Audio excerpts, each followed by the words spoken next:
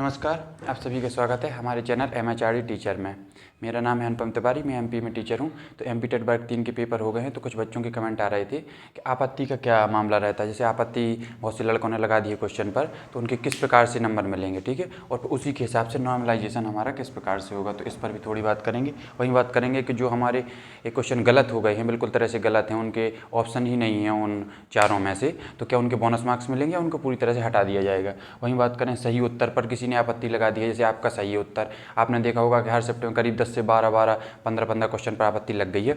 एक बात बता दें कि अगर आप बिल्कुल सही डाटा जानना चाहते हैं तो आप नीचे कमेंट बॉक्स में कमेंट कर दें और सभी लोगों के साथ शेयर कर दें, जो भी जिन लोगों ने भी MP टेट का पेपर दिया है, तो वो बता देंगे कि हमारी शिफ्ट में कितने क्वेश्चन पर आपत्ति लगी है। और हम नीचे इसमें टेलीग्राम का लिंक भी दे देंगे, तो उस पर आप क्वेश्चन भेज दीजिएगा, तो हम उसको एनालिसिस करके बता देंगे कितने क्वेश्चन पर सही आपत्ति लगी है। कुछ क्वेश्चन देखो, आपत्ति का सीधा सीधा फॉर्मूला होता है कि उन्होंने आपत्ति मांगी, आपने आपत्ति दी। अगर आपने कोई बैलेट प्रूफ दिया होगा कि हाँ ये हमारा बिल्कुल ऑथेंटिक रूप से सही है, तब तो उसको सही माना जाएगा, नहीं तो उसको जो भारतीय बोर्ड ने माना है वही सही माना जाएगा। तो कुछ लड़के इससे परेशान है कि क्या हमने सही उत्तर पर टिक लिया है, उस पर आपत्ति लग गई है, तो उसका आपत्ति से कोई प्रभाव नहीं पड़ता। आपत्ति का प्रभाव तब पड़ता है जब आपका क्वेश्चन गलत हो, मतलब चारों ऑप्शन में से गलत हो, तब प्रभाव पड़ता है। अगर आपका उत्तर सही है तो घबराने की दिक्कत नहीं है, उस पर उसको भारतीय बोर्ड की तरफ से भी वही उत्तर माना जाएगा। अभी फाइनल आंसर की आएगी, उसमें आपको दिख जाएगा। वहीं बात करें किसी ने क्वेश्चन छोड़ दिया है तो उस पर क्या नंबर मिलेंगे और नॉर्मलाइजेशन कैसे मिलेगा, सब पर हम 3-4 टॉपिक पर बात कर लेते हैं। आप एक काम कीजिएगा कि आप कमेंट बॉक्स में कमेंट कर दीजिएगा कि हमारे शिफ्ट में इतने क्वेश्चन पर आपत्ति लगी है, तो हम सबका एनालिसिस करके बता देंगे कि लगभग इतने क्वेश्चन हर शिफ्ट में बढ़ेंगे, वो तो आपत्ति के बाद, ठीक है, आपको अंदाज़ा लग गया होगा।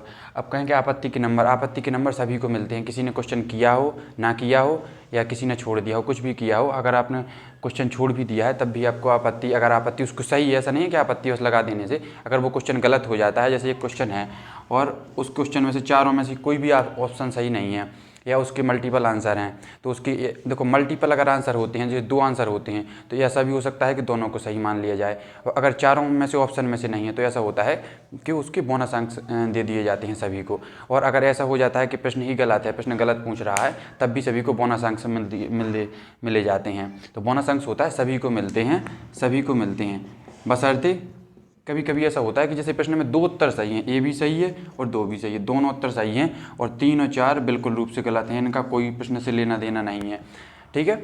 तो ऐसी स्थिति में क्या होता है, 1 और 2 दोनों को सही मान लिया जाता है, तो ऐसे में 3 और 4 वालों को फ़ायदा नहीं होता है। जिन्होंने 3 और 4 में से कोई टिक किया होता है तो उनको कोई फ़ायदा नहीं होता है। तो बोनस अंक इस प्रकार से दिए जाते हैं, या फिर तो चारों में से कोई ना हो तब उसके बोनस अंक सभी को मिलेंगे। अगर ऐसा हो कि प्रश्न ही गलत हो, प्रश्न की संरचना किसी प्रकार से गलत हो, आपने जब आपत्ति लगाई होगी तो उसमें ऑप्शन थे कि प्रश्न की संरचना गलत है, कि चारों में से चारों गलत हैं या 2 गलत हैं, ऐसा होता है। तो अगर दोनों गलत हैं तो जिनके दोनों सही हो जाते हैं, अगर उन्होंने उसी पर टिक किया है तब तो उनको कोई फ़र्क नहीं पड़ता। अगर इन्होंने 3-4 किया है तो फिर उनका क्या है, वो गलत ही माना जाता है, उनको फिर उससे फ़ायदा नहीं होता। आपको समझ में आ गया होगा।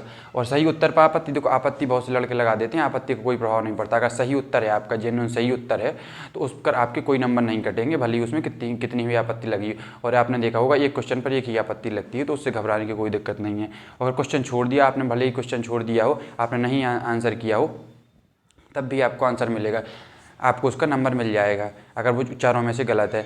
और एक बात करें कि अगर जैसे इस प्रकार की स्थिति बनती है तब आपको नंबर नहीं मिलते हैं। अगर आपने क्वेश्चन छोड़ दिया, आपने जैसे 3-4 इसमें से गलत हैं और 1-2 सही हैं, आपने कोई उत्तर किया ही नहीं है, तो आपको किस बेस पर नंबर दे दिया जाए कि आपने 1 और 2 में से भी अगर कोई टिक करते तब आपको उसके नंबर मिल जाते। तो आपको समझ में आ गया होगा क्वेश्चन छोड़ दिया है तो किस स्थिति में नंबर मिलते हैं और किस स्थिति में नंबर नहीं मिलते।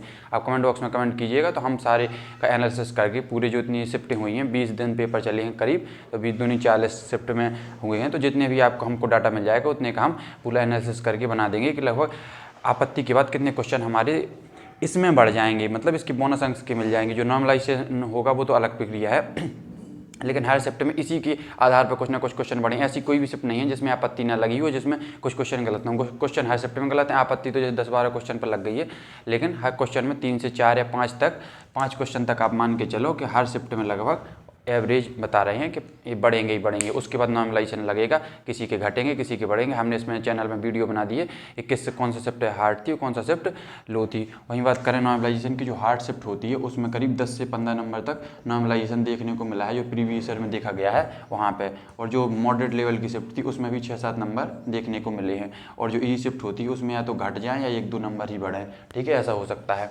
तो ऐसा देखा गया है कि तो इस आधार पे आप अनुमान लगा सकते हैं कि हमारे कितने नंबर बढ़ेंगे कितने नंबर घटेंगे। और कोई आपको अगर समस्या आती है तो हम इसमें कमेंट बॉक्स में कमेंट कीजिएगा, हम जरूर जवाब देने की कोशिश करेंगे। धन्यवाद।